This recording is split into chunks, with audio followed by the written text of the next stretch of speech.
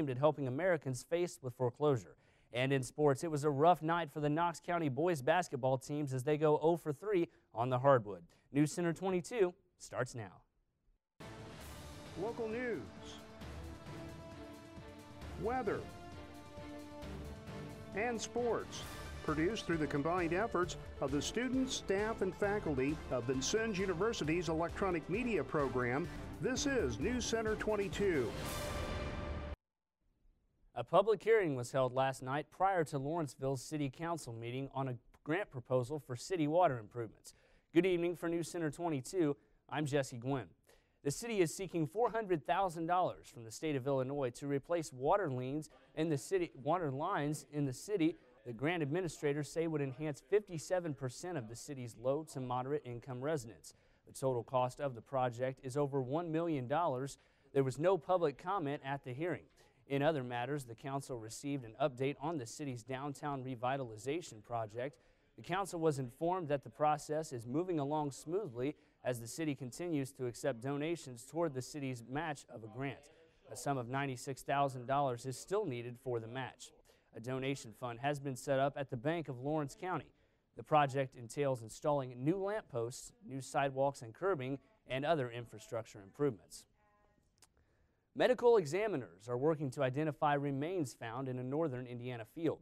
Police believe they could belong to 74-year-old Dorothy Hurd of Noblesville. They found the remains Thursday in nearby Marion.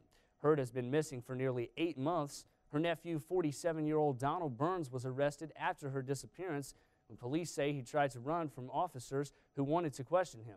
He has not been charged. Indiana is one of the 10 states to receive a waiver from the Obama administration to no longer follow some of the No Child Left Behind requirements. Those states won't have to meet the targets set. The law says students have to be proficient in math and reading by 2014. Now the states have to raise standards and improve accountability. Indiana Governor Mitch Daniels says he's glad for the flexibility.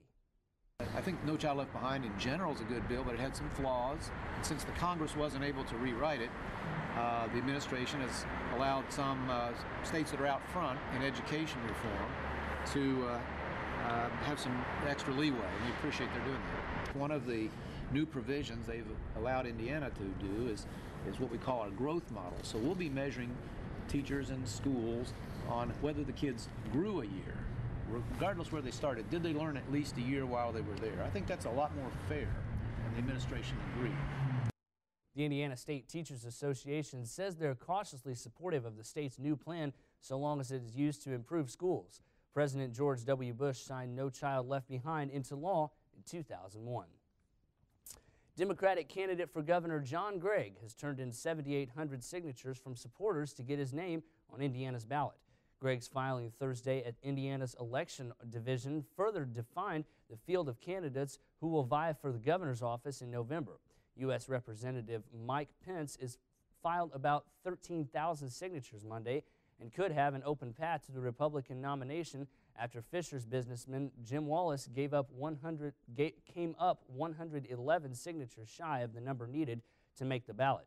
Libertarian candidate and former Survivor star Rupert Bonham did not have to meet the state's 4,500 signature requirement this week because the Indiana Libertarian Party's minor party status allows it to pick candidates in a closed nominating process. Anti-smoking advocates are not happy about an 18-month exemption being given to Indiana's bars in a statewide smoking ban bill and don't want the proposal weakened any further as it moves throughout the state legislature. A state Senate committee is expected to act within a couple weeks on the bill that was approved by the House last week. The proposal prohibits smoking in nearly all public places and businesses while still allowing smoking at casinos, private clubs, and retail tobacco stores. Danielle Patterson of the Indiana Campaign for Smoke-Free Air says it would be difficult for the group to support the proposal if more exemptions are added. Vincennes University will host the Save a Life Tour Distracted Driving program on Monday at the PE Complex. The program features 2 sophisticated distracted driving simulators, complete with steering wheel, dashboard displays, gas and brake pedals, and screens that show a realistic virtual driving environment. Participants will attempt to drive while distracted by texting while a computer tracks all traffic violations and crashes that occur during their experience behind the wheel. Participants will also have the opportunity to sign a text-free driving pledge and receive a thumb band to serve as a reminder to not text and drive. The event is free and the public is invited to attend. There will be a presentation at 11 a.m. with a variety of displays and simulators available from 1 to 5 p.m. The program is sponsored by the VU Student Activities Office. And still to come on News Center 22, a multi-billion-dollar mortgage settlement was reached yesterday. But what does it mean for homeowners in crisis? We'll take a look. And Valentine's Day is just around the corner, and it looks like millions of Americans planned on spending the holiday popping the question. We'll have the details when we return.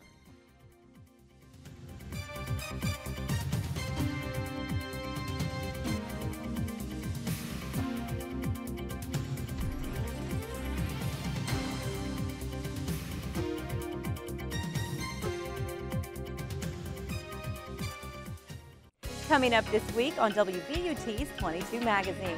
It may still be winter, but many area residents are thinking about the future of Rainbow Beach and Vincennes.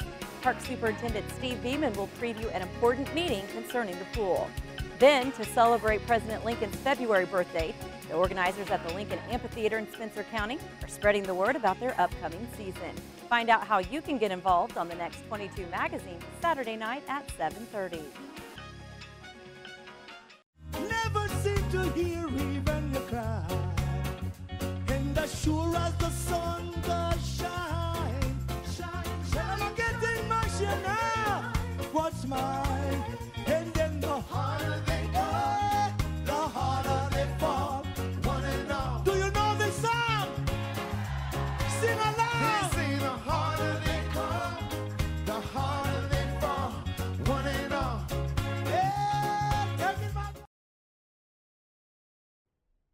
Help is on the way for Americans suffering from the housing meltdown. President Obama announced Thursday a $26 billion settlement reached with some of the nation's largest banks. Jessica Yellen reports.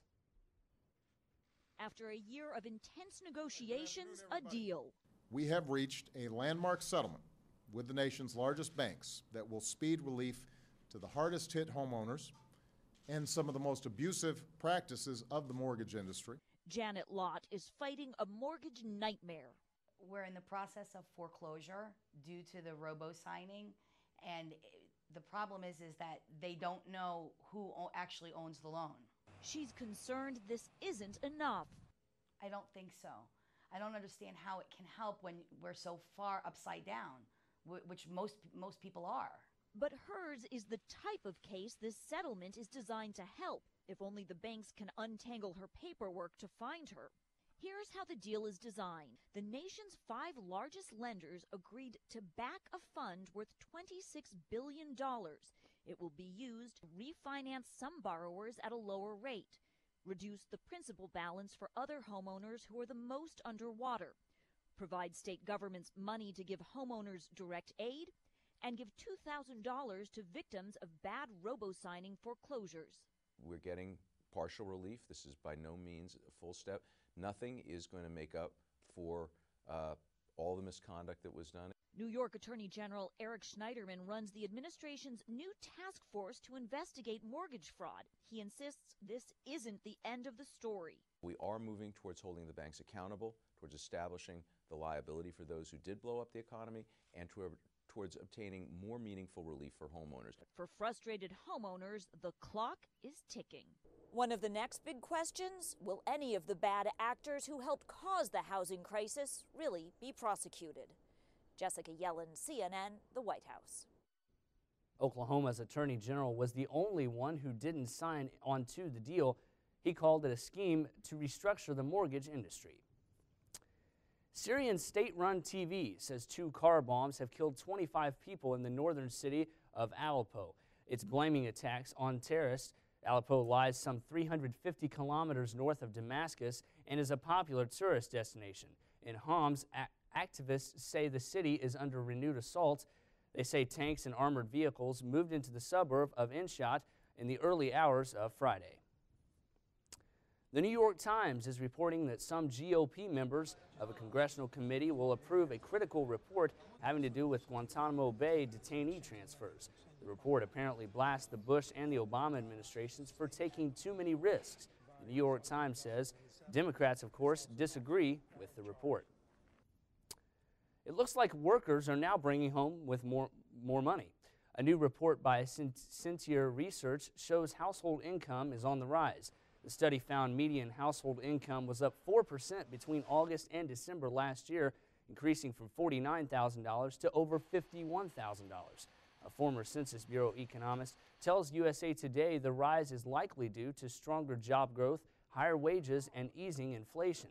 But it's not all good news. The study found household income in December was still down a few $1,000s compared to 2007 when the economic recession began. Romance will apparently be in the air this Valentine's Day. According to a new survey by American Express, 4 million people are expected to get engaged on the holiday. Another 14 million said they expected to take that step this year. The survey also looked at how much people think is the right amount to spend on an engagement ring. It found nearly half of single people thought between $1,000 and $5,000 was appropriate. About a fifth of single people said less than $500 would be fine. A CIA agent and the fugitive he's supervising go on the run.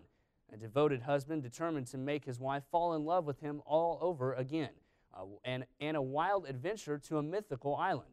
It's happening this weekend at the movies. Paul Chambers has a preview and now showing.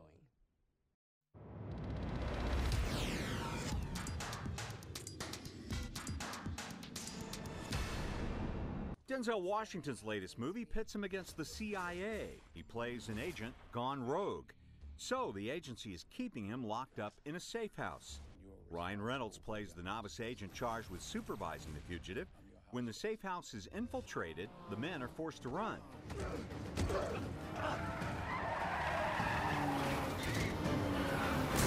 Safe House is rated R. In The Vow, Paige, played by Rachel McAdams, wakes up from a coma with no recollection of her husband. Channing Tatum plays her devoted spouse, determined to make her fall in love with him all over again. Ex-fiance, Jeremy? Oh, no. In her mind, it's current fiance, Jeremy. The Vow is rated PG-13. For the younger crowd, there's Journey to the Mysterious Island. Sean Anderson goes on a wild and sometimes dangerous adventure to find his grandfather, who he believes is missing on a mythical island. Getting the attention of a woman is one of the hardest things to do, so you've got to do this. Journey to the Mysterious Island stars Dwayne Johnson and Michael Caine. The film is rated PG. Oh. For Now Showing, I'm Paul Chambers. Well, it was actually quite a treat to see the snow coming down today, but will it stick? Danny Taborn is here now with the answer. Danny? Well, Jesse, we are only expecting up to a half an inch of precipitation with today's snowfall, which could continue into the night. I'll have your complete forecast right after this.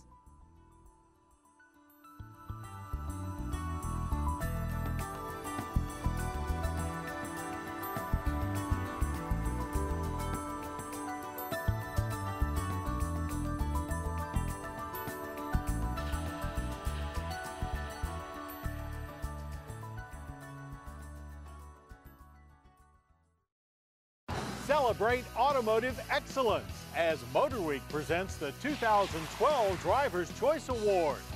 Whether it's hauling the family in comfort, hitting the town in style, plugging into the cutting edge, or putting the pedal to the metal, find out which rides take the checkered flag this year. Join us for the Driver's Choice Awards, only on Motor Week.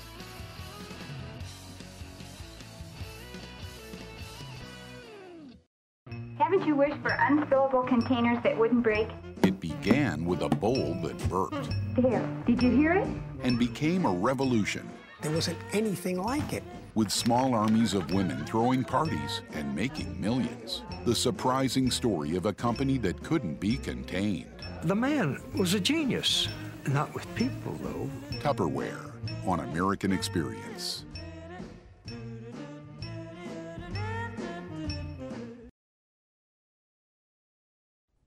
Welcome back. It was certainly another cold and snowy day here at Vincennes, Indiana, with today's temperature at 37 degrees, today's high at 42, today's low at 19.